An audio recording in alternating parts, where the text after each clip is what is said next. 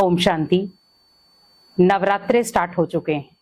धूमधाम से हमने तैयारियां की, देवियों को निमंत्रण दिया।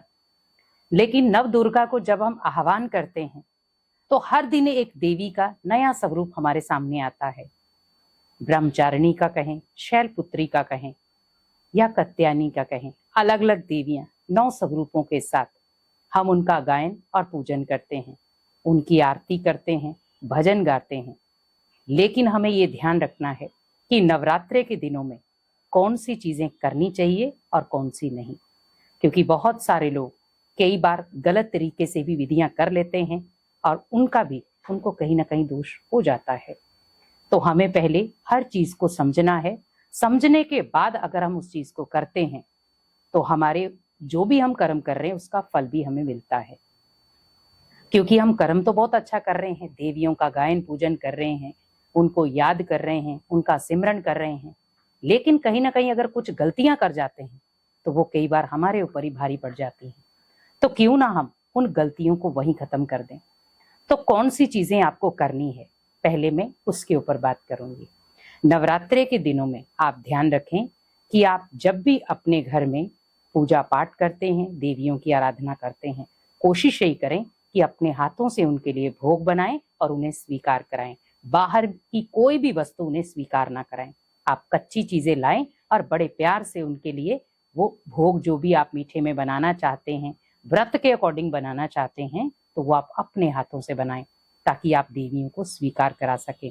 दूसरा, अगर आप भोग बना रहे हैं तो पूरा तन की शुद्धि भी रखें, मन की शुद्धि भी रखें, और जहां पर आप भोजन बना रहे हैं या भोग बना रहे हैं उस जगह की भी शुद्धि रखें।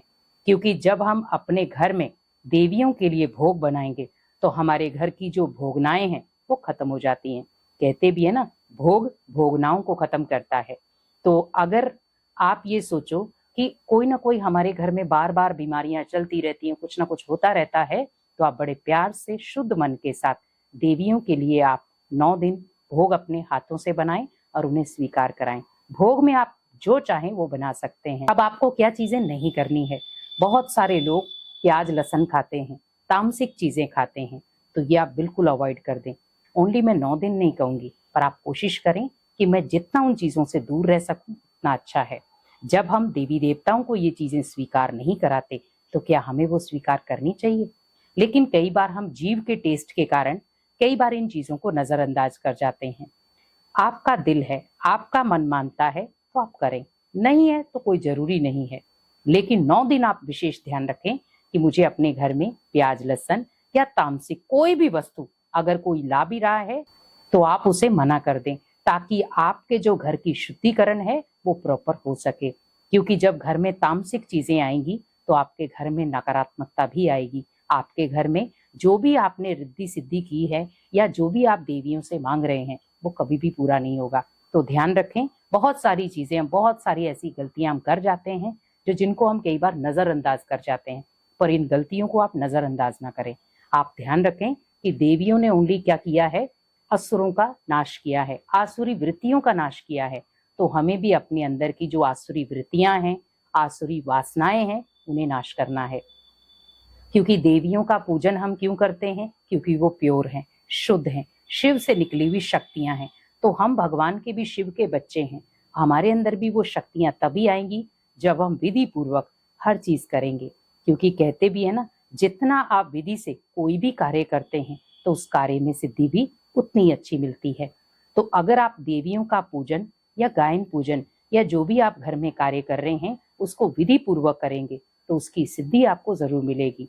तो अगर अपने घर के अंदर जो खास माहौल आप क्रिएट करना चाहते हैं तो स्पेशली ध्यान रखें कि भोजन बहुत शुद्ध हाथों से बनाएं, बहुत प्योरिटी के साथ बनाएं।